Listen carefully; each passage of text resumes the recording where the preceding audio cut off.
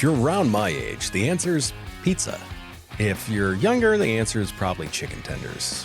If you haven't, I mean, you know I'm talking about food, and this week's guest is also going to be talking about food a little bit, but how does that relate to a podcast?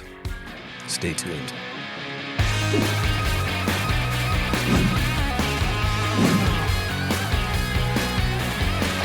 This week, I have Maureen Pisanick in the studio, what's the name of the podcast? I can never remember it. Sure, NutriSmart Snacks. NutriSmart Snacks. I always feel like I'm going to confuse it with something else, or I'm going to reverse words, or I'm going to put a donut in there somewhere, because that's Carrot. Put a carrot or an orange. Our logo is an orange. Orange. Oh, that's right. Yeah, your logo throw an is orange the in orange.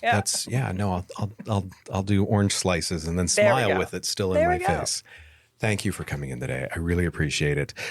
You're connecting people with a podcast. You're talking about snacks in a snackable format, but you're also talking really about school lunches and how to make them both something that kids want to eat and something that is good for them to eat, rather than I realized the square pizza was my favorite. Mm-hmm. Is that not the healthiest option? Well, if it's whole grain and it has the right amount of sauce and sodium and fat, it can live on the school tray. It just has to meet all those buttons. And so that's where our job comes in. We are menu planners. So we are, hopeful to help people. NutriSmart Snacks is a play on words, of course. Sure. Not just to talk about things that kids might snack on in the lunch program. It's more about the 15-minute or less sound bites, if you will, of good information to help our main customers, the students, get better food service by training the people that serve them lunch. So really, menu development and training is at the core of what our business does. And so this podcast naturally kind of, we went with it. We said, hey, This is another modality. Meet people where they're at. Adult learners don't like to watch PowerPoint presentations. No. They don't like lectures. So the two really gold standards that we found in our training modules for professional development for school nutrition professionals are hands-on culinary training, which we do, and now really different styles of education. And podcasting, believe it or not, our main goal really is to be a conversation starter and to get seeds planted for folks to think differently about their jobs as school nutrition providers, understand the regulations out there. That's part of our conversation. Like, this is a federally funded and oversighted program. So some of the talk is like, okay, there's a rule. We can't do dyes. Let's talk about that. Let's talk about dyes in school foods. But we also talk about fun stuff, like what are food trends going on in like fast casual dining organizations or college and university. I think K-12 and early childhood spaces, we're the butt of the joke. I've been, really fighting this whole Adam Sandler, Chris Farley skit from SNL for years that it's mystery meat and it's sloppy joes and it's... I didn't want to bring it up. Yeah, so I did. There was the elephant in the room. But we really do want to try to elevate both the opportunity to educate folks to continue to excel at their job, to be better at what they do, to understand maybe more why they do what they do. From a nutrition and health standpoint, like you said, wholesome meals, fueling healthy lives is our business's motto. And how do we get you there? We have to educate you. We have to support you. And that's what we hope to achieve in these conversations. To me, it's such a needed service, because when you look at, some of the stuff that we ate when we were younger, it was okay, but could have been better. Sure. Both taste-wise and, I tell, and I know we talked about this before, you had someone on that he was talking about like different ways to do things, and he said, get weird with lettuce. Yes, our favorite. I'm like, I had someone in the studio the one time that said, get weird with lettuce. It's one of the things I love about what I do is we get to hear all sorts of things, and get weird with lettuce. Yeah. And so stuck. Chef Darren, I love it. So one of the things we inspire folks to do is think differently and more creatively about their recipes, right?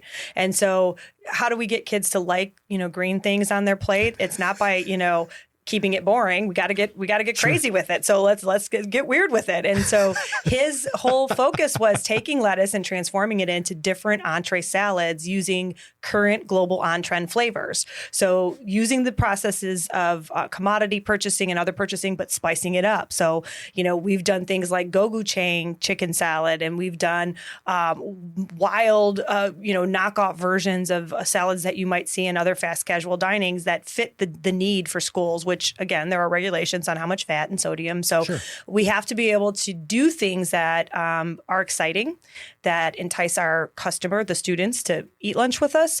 And we also have to think how that impacts getting food into the kitchens and teaching people how to standardize recipes and tweak those recipes to stay on trend. And so that I love that. Chef Darren's conversation was awesome. And he did, you get one bag of lettuce and he showed us 8 different recipes with wraps and entree salads and different topping. And I mean, it was just a great conversation. Yeah. And I mean, I remember sitting in the studio for that thinking, this is great stuff. To talk about like the podcast as a tool, I know you guys use it to educate people because that's a huge part of what you do. Sure.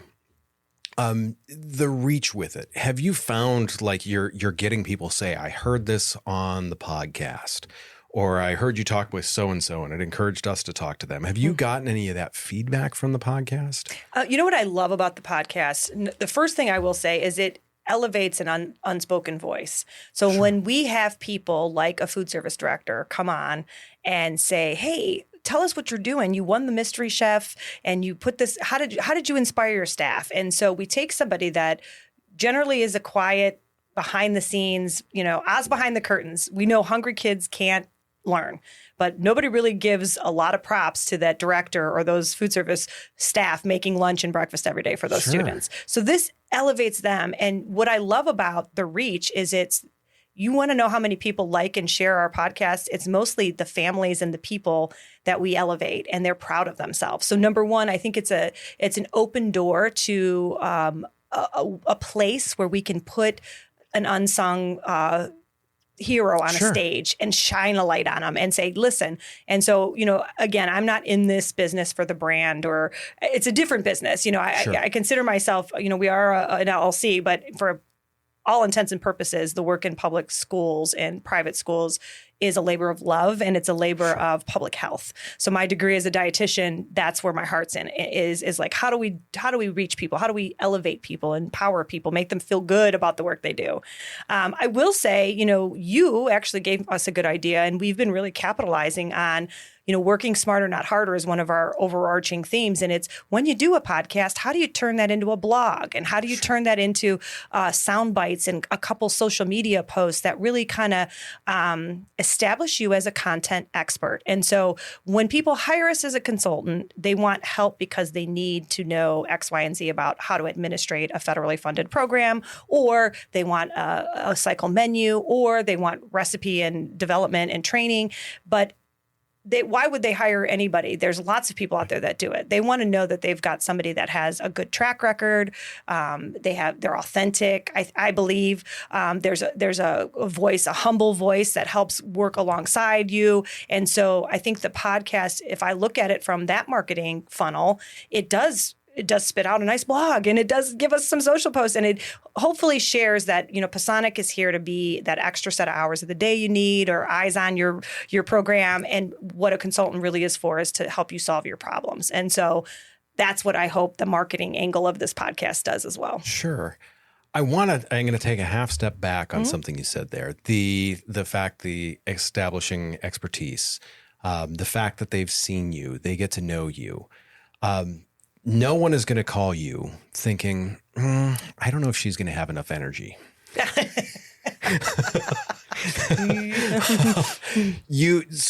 You've recorded 12 episodes in one day. Yeah. I sat there on the engineering table for 12 episodes thinking, okay, like 5 or 6 episodes, I was waiting to see a decline. There was no decline. I did not see any Red Bull or illicit drugs or anything like that powering all of this. And I realize why you did it is because you guys have this big conference that you do every year. And it's amazing. And I mean, everything I saw with it, extremely well put together. But you realize I've got all these people here in one place at the same time. How do you power through that? What do you look at from a preparation side to make sure that you're ready for each one of these people to come up here? Because you did 12 podcasts. There was some people that did 2 as part of a group or whatever. You had different people, you had different topics, you had just powered through that. And the last one finished just as good as the first one. I was impressed. Thank you. I took a nap immediately afterwards for you. I went and presented. So. I know you did. I was like, I'll be in my van sleeping if anyone needs me. Yes. I mean, like when you looked at that, I'm assuming you realized, hey, I've got all these people in the same place at the same time. Yeah. What did you do to prepare for that, though? Yeah. First of all, thank you for the compliment. I mean, I really pride ourselves on putting that Innovation Academy together.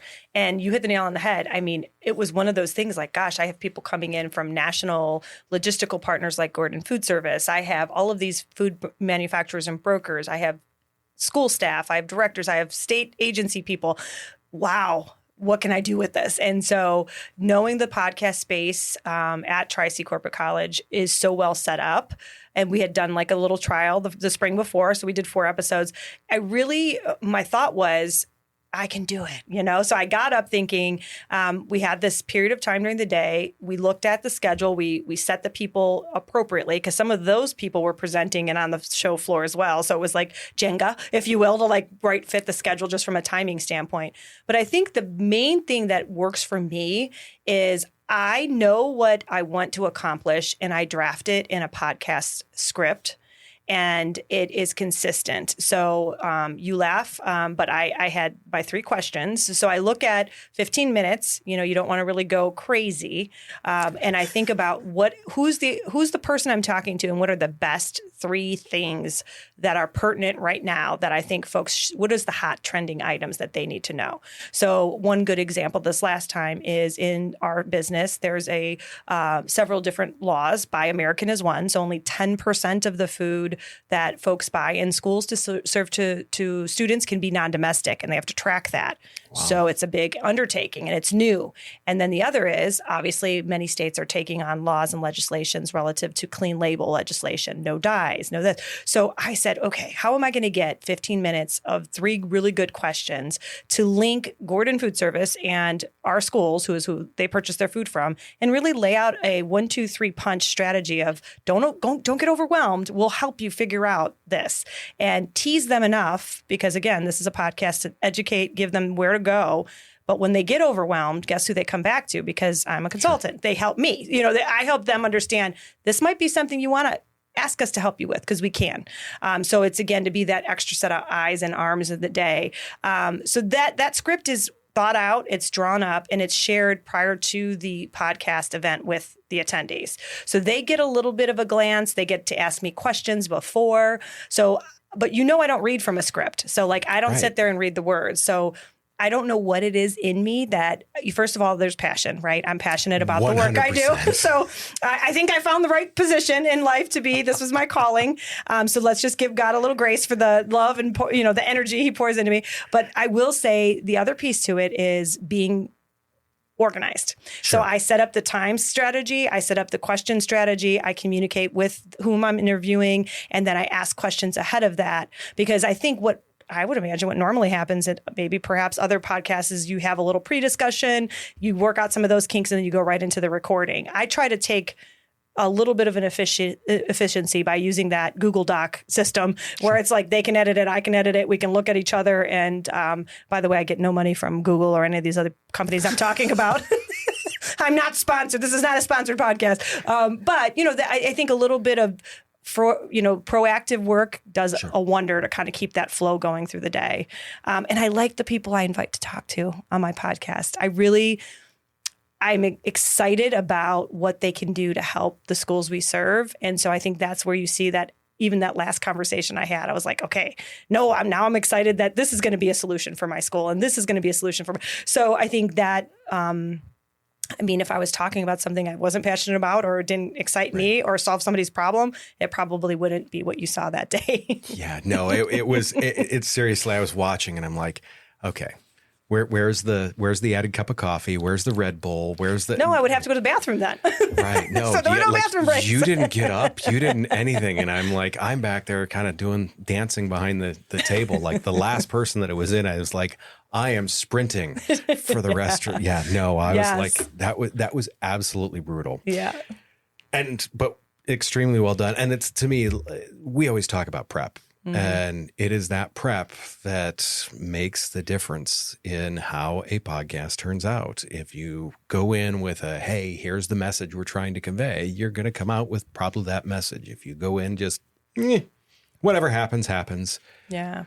Whatever happens is going to happen. And it's typically not what you want. Yeah. That, and I think I try to open up that positive communication so that people feel comfortable talking to me, right? So I think you could be really prepped and you could be ready on this side of the table, but if your guest is frightened, so I'll say it's just look at me, let's have a conversation, I'm sure you give all these tips as well, but the space is comfortable and it doesn't, everybody, myself included, as soon as I get in there, I'm like, okay, you're checking yourself, you're making sure you're sitting a certain way, but once you get into the conversation, if you could see people's shoulders kind of like drop a little bit, every then time. They're just like into the groove of talking to you and they're excited about what they're talking about. That's when you click that, you get that vibe and you're like, oh, this is going to be a good one. And that's what you saw in Chef Darren, where he just started going crazy and talking about getting weird with lettuce, and it just works, right?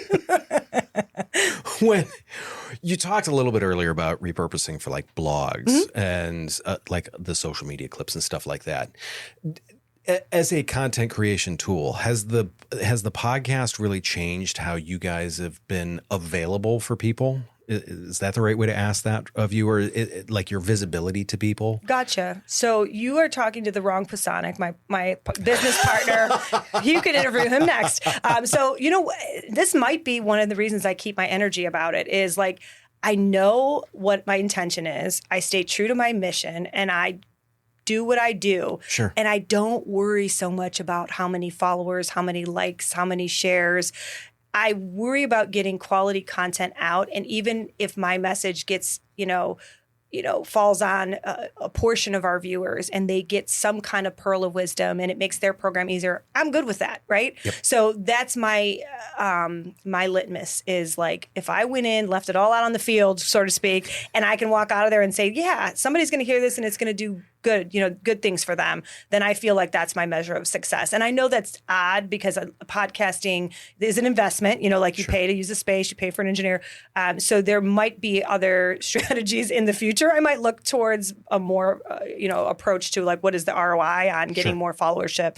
Again, I think our main goal is just to continue to be at the forefront as a content expert. And so this is a really good way to do that. So, I mean, you really are building that reference library for people to go back to then. Yes. And that to me it's a wonderful way to do it, because too many people look at the vanity metrics. Mm-hmm. How many followers do I have? It doesn't matter.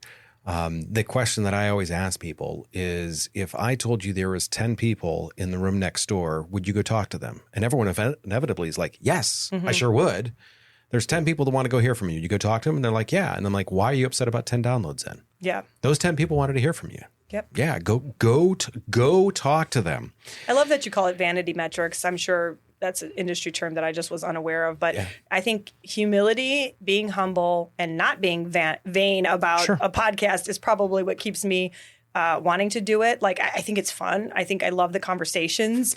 I really don't know if I was like looking at those metrics and like trying to get an A+, because I am a type A person. Surprise, surprise. When you strapped a heart rate monitor on me at an Orange Theory class, I would like blow it out until I blew myself out because I wanted a good grade. Like, I guess protect yourself. I mean, I don't know. I let other people look at that. And, again, I think our mission is honored by the conversations we have. And I believe what you just said. If a handful of people listen to it, it helps connect people.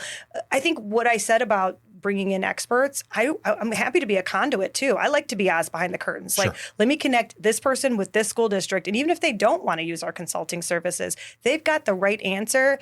And I think it takes a village, right? The rising tide lifts all boats for schools. We're not competitive restaurants. So everybody doesn't need Pisanick partners, but there are things and valuable connections with people in our industry that support child nutrition programs that I hope to make during this podcast, so that if you listen and you're not using us as a consultant, that doesn't matter. You don't have to be a customer of ours to like the podcast. I hope I open your eyes to maybe a new conversation or a new relationship that helps you further your mission, because everybody has a mission in child nutrition. I mean, sure. You or you wouldn't be in it. It's not a glamorous, we already established. It's not the most glamorous position sometimes. I mean, there are some less glamorous positions, sure, but yeah, it's not, you did not do this for the fame. No, absolutely not. Or the money. Or the money, let's be real. Or the money, let's be real. It's not the fame, the glory, and the money. No. Huh, interesting. You just would like to see some healthy kids. Yeah, public health. I mean, my background, I'm a dietitian and a mom. Let's be real. Like I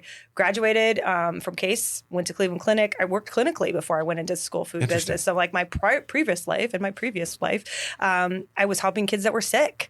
Trial nutrition in public health gives you a chance to help prevent sickness. Sure. It's awesome. So, and when I would have a list of patients to see to help that were already sick, it was finite.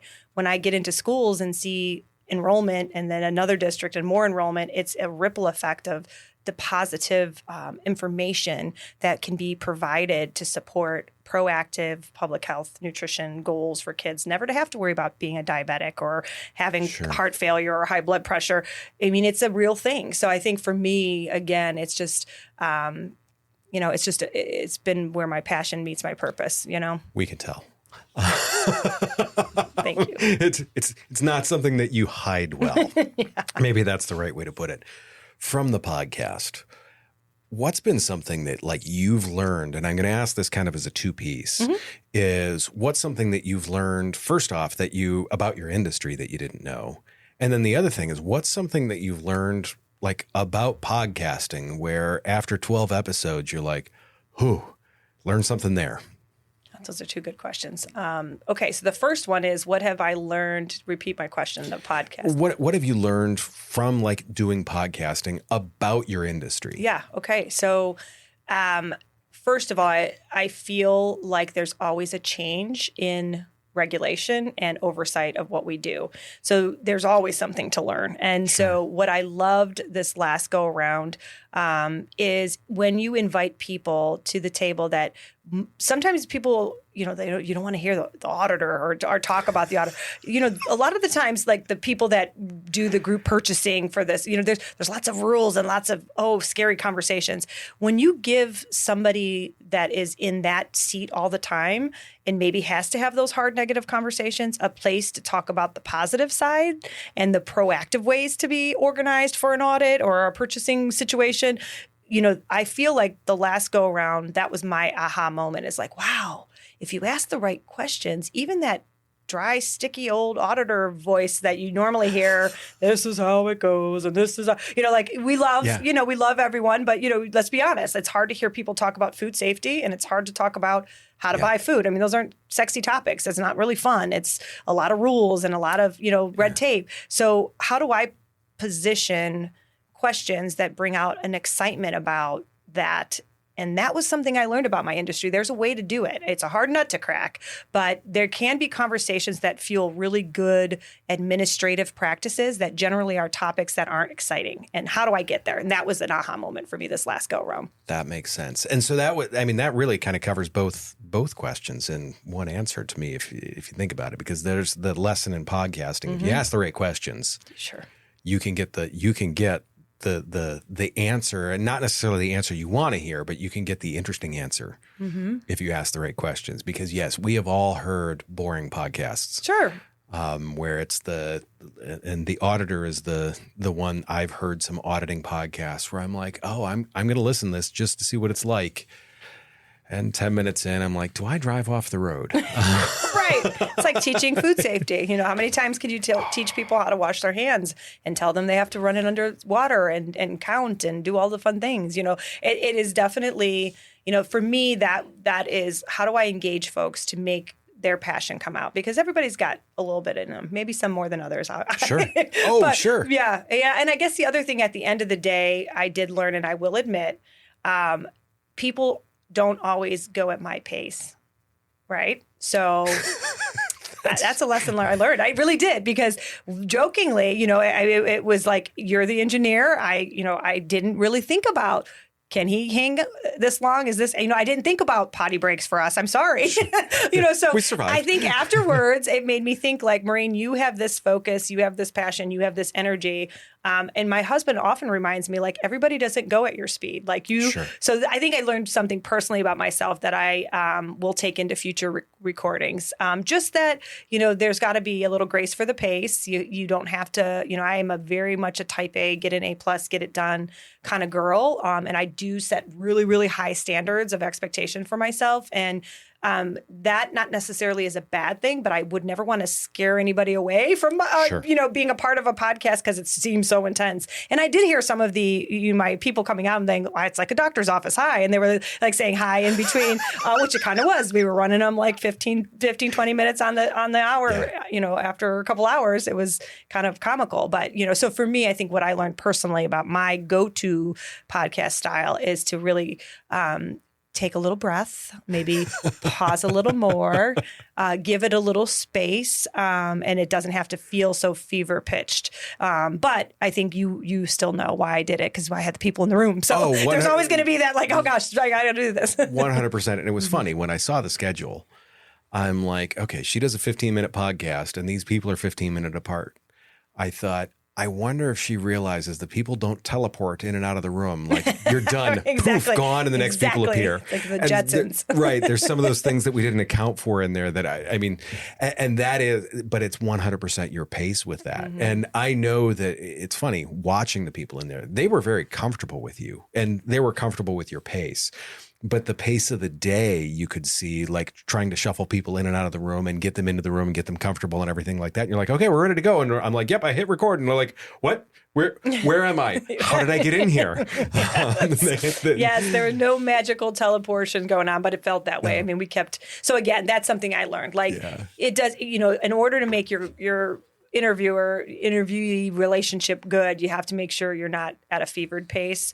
I think people in my industry are just used to me being that woman, and they're like, oh, here we go, and they sign up for it. So then I feel like they've had their fair warning. They know what they've signed up for, I guess is a good way to say it. Yeah. But I do think, that is one learning curve for myself. And maybe as I mature into the podcast world, I can be a little calmer and slower and mindful, but really just to make sure. And the ultimate goal is to make whoever you're interviewing feel comfortable. Sure. And I think, again, to my husband's credit, everybody doesn't go at a fevered pace like I do. No, there was a lot of people you could see. They're like, did I just walk into a tornado? Yes. They did. But once again, it all went really smooth. The big question that I'm going to ask, what's the future vision for the show? I mean, we've done 2 separate sessions in the studio now.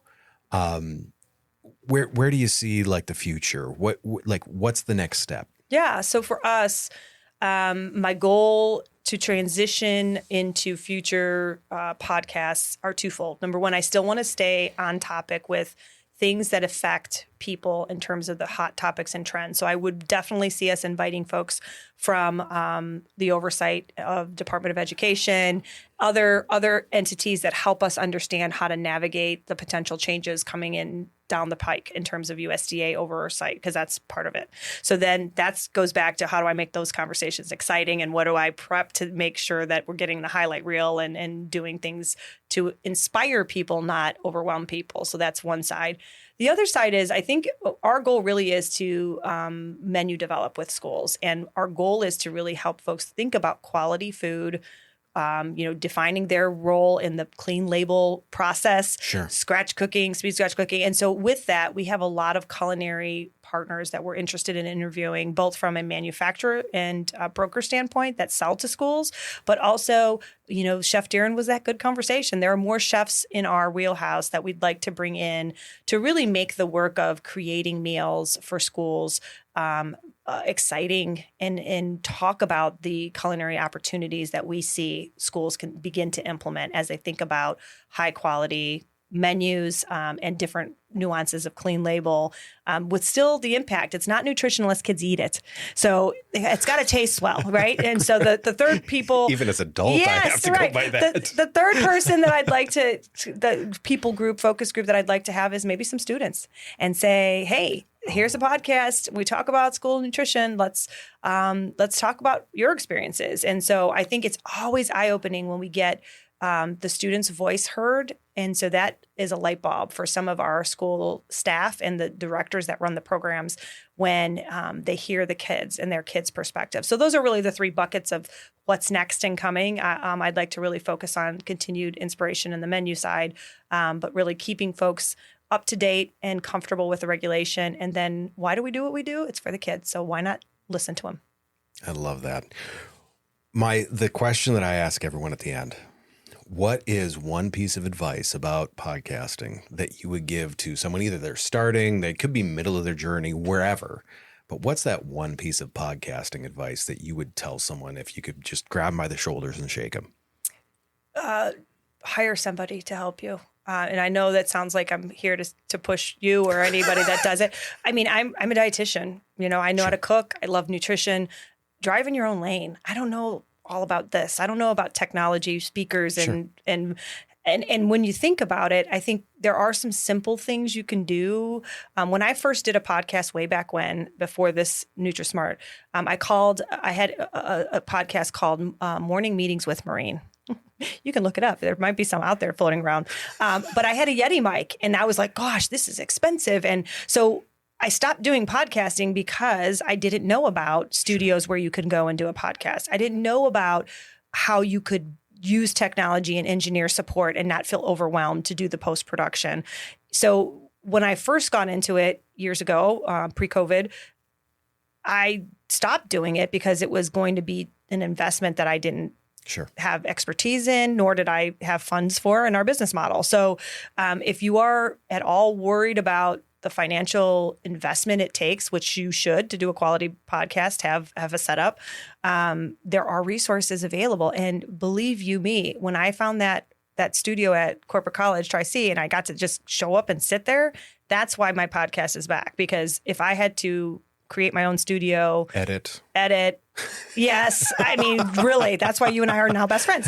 You know what I mean? I can't, I have too much on my plate already as professionals, as we all do. So I think there are a lot of people that are professionals that have really wonderful stories to tell, education to provide, things to do on podcasting, but why make yourself have to be the hero of the day by being the engineer and the sound technician and the technology genius? I think that's a barrier to entry for anybody who is a professional that wants to start a podcast, and it doesn't have to be. So that's my advice.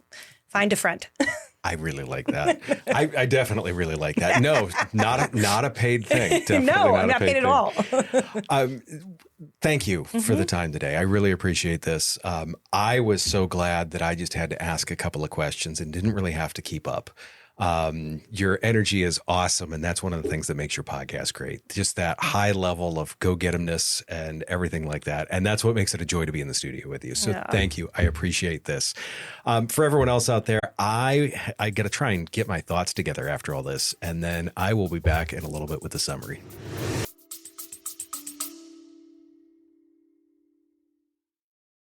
Is your podcast not getting the results you hoped for? Are you feeling stuck and unsure how to grow your audience or make a real impact?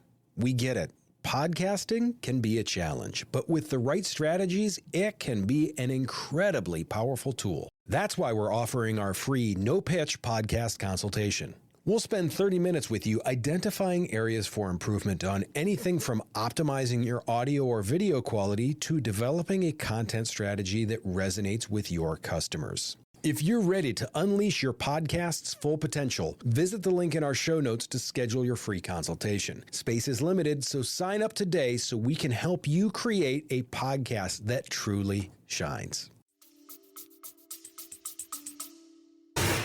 Whew. That was a lot. And yes, so you're going to laugh at this. If you're just listening, you may not realize this, but if you're watching this, you've realized that I am in a different studio and I don't have my glasses on. It is the next day after I recorded with Maureen. And I really, as I recorded something right afterwards, and it made me think that I wasn't doing things justice, and I wanted to go back and really dive in. So I kind of listened to our conversation again. And there was a lot of great things in there that Maureen said that I really wanted to kind of touch on that are really great podcasting pieces. So let's dive into that now that I've had a chance to sleep, because the pace that she keeps up is just amazing. So let's talk about a few things. One, prioritize the content over metrics. Like vanity metrics, so many people get caught up on those, downloads, things of that nature. I get it. Don't get caught up on that, though. They're nice to see, but it's not what makes a podcast worth it. That engagement makes it worth it. The message makes it worth it. The people you're talking to, that's what makes it all worth it. Be genuine value. And if you can, be an inspiration to others. That is what matters. And once again, as I always like to say at the end, if you can help someone else in the process, it's just a great thing to do. Build a knowledge library. That's another piece that she kind of talked about there. She's building a reference library. She's building like herself and Pisanick Partners as the go-to resource for the school lunch industry. To me, that's amazing. And I know, she talks, off the air a little bit about how there's some competition out there, but she is truly building herself as a resource. And when you see her and her personality, you really get to know the business that you're working with. You see the types of people that you're going to be working with when you work with Pisanick Partners. And for a lot of companies, I know that is a big plus. To bring someone in with her energy is just absolutely amazing. And the podcast helps display not only her knowledge, but also that super high energy, and really makes them the go-to resource for anything that you would want to know about the school lunches or how to run that back end of things. She also talked about repurposing. I mentioned that to her a few months ago. I'm like, look, you guys should be taking this and build other items, blog posts, social media, sound bites, all these other things. She had put so much work into curating these podcasts. And she said the big unlock for her was when they started figuring out, oh yeah, this could be a blog. This can be an email. This can be a social media post. This can be sound bites. We can use all these other things. It's one of the things that we truly love about podcasting is it's a content builder. It's not just the podcast. It builds so many other great resources for you that it's just, it's an amazing, amazing way to go. Now, it's not going to build those things unless you are planning and preparing thoroughly. She makes a well thought out plan, and it's evident when she's in the studio. If you go listen to some of her podcasts, you can tell she's got these points laid out. She is one that likes to give people the questions. And I love how she talked about, she gives them the questions and they kind of go back and forth about it. She puts them in Google Docs, gives them access to edit that document. So that way they can be like, well, maybe ask it this way or maybe ask it that way. So that way, first off, she's getting her questions answered still. But in the same sense, she's letting people display their knowledge and she's getting people comfortable in the process. She talked a lot about how, these are cafeteria workers. These are not people that are looking for the limelight. These are not people that are looking for the spotlight. And many of them, I guess, I don't want to say behave in that way, but when they are put in the spotlight, they're kind of like, uh-oh, and may not know how to handle it as well. She does a phenomenal job of using those questions and using that back and forth that she has with people ahead of time in making those people comfortable. So that way, when we're behind the desk and we push the record button, they are ready to go. They're ready to feel good, and they are ready to display their full knowledge. To me, that's just such a wonderful, wonderful way to go. And it's a wonderful way to put people to relax them. The thing that she does with that is she's elevating unsung voices. She talked about that a ton. Take people that normally wouldn't be heard, because some of them have some great things to say. These are people that are working in the background. They've got great experiences. They've got great things. They've got great information. You are creating a platform where these people can get that information out. And they can get that information out through you, making you even more of the expert, making you like even more solid as the curator of all information in your field. To me, that's it's a huge advantage, and it comes with this bonus of the fact that you're helping others. I want to talk a little bit about passion and authenticity. You're going to be hard-pressed to find people that have the passion, drive, and energy combination that Maureen Pisanick has. That she is a rare combination that is truly, truly, it's wonderful to be around. Her energy, and it's all geared in a positive direction. Granted, she will tell you if something is going wrong, for sure. But so much of what she does is geared in a positive direction. I do not expect every podcaster to try and do that. But I want you to make sure that if you're talking about things, you're talking about it from a place of passion. You're talking about something you like. You're talking about something you enjoy. I talk about podcasting. Guess what? I love podcasting. Pretty sure you guys have figured that out by now. But really, it all comes down to passion. Talk about things that you love. Talk about things that you enjoy. Talk about things that you're involved in. Talk about those things that you're thinking about constantly. Those are the things that, really, when you turn on the mic, when you turn on the camera, that passion will shine through. And that's what makes it this, I don't want to use the word infectious, but yes, that's what it has, this magnetic draw. When someone truly loves what they do, there's a magnetic draw to them. And she has that. Make sure that you're doing that, because really you can take, she made the point about this, even a boring topic, like she talked about federal regulations and food trends for elementary school kids, for high school kids. These are not tremendously interesting topics to most people. But when you put someone that's passionate about it, talking about it, makes all the world of difference. To me, that's truly, truly awesome. The last piece I want to cover, and she gave me a wonderful plug in this, and I'm sure I'm going to play off that. But there's so many places that, not just in podcasting, but you need to think about this in your business. Play to your strengths. Know what you're good at. Know what you need to learn. It's something that me, even personally, I've been working on. I know what I'm good at. I know what I can work with, and I know what things I should be learning. I also know there's a whole slew of other things that me and my business need to get done. And there's some of those that I need to just hand off to other people. If you're an expert in food service, if you're an expert in auto repair, if you're an expert in medicine, if you're an expert in who knows what, maybe it's veterinary care, you're an expert at that thing. You're not maybe an accountant. You're not maybe an HR person. You're not maybe a podcast producer. Find someone that can help you with those things. Huge, huge, huge unlock, not only for your business, but can also be one for you personally too. I've experienced this firsthand. You're going to save time. You're going to reduce stress, and it allows you to put your energy where you need to. Maureen mentioned it allows her, like us doing the podcast for her, because we have she comes in, she sits down in the studio, and she talks to people. We've done the things so that way she can focus on those conversations. She can focus on sitting down. She can focus on the person that is across the table from her that's also got a microphone in front of their face. She can focus on that. She doesn't need to worry, what level do I have the mic at? Is the camera right? Is the lighting right? She doesn't need to worry about that. How am I going to get this edited? None of that needs to be worried about.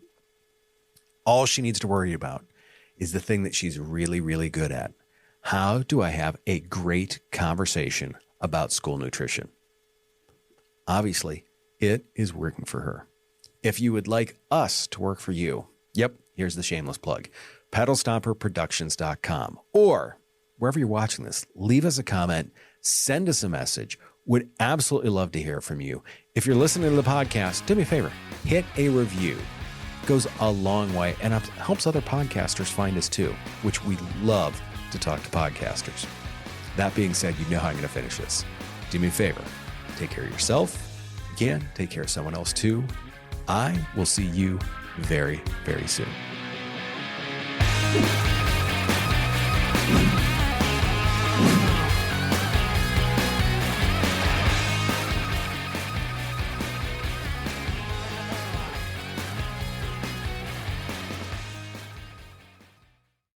Creating engaging content can feel overwhelming, but it doesn't have to be. That's why I'm excited to share our Stomping Podcasting newsletter. You'll get actionable insights and expert tips straight to your inbox. These are to help you maximize your video marketing and podcasting return on investment. Head over to the show notes and click the link to subscribe to our free newsletter. Don't miss out on this opportunity to become a video marketing and podcasting pro.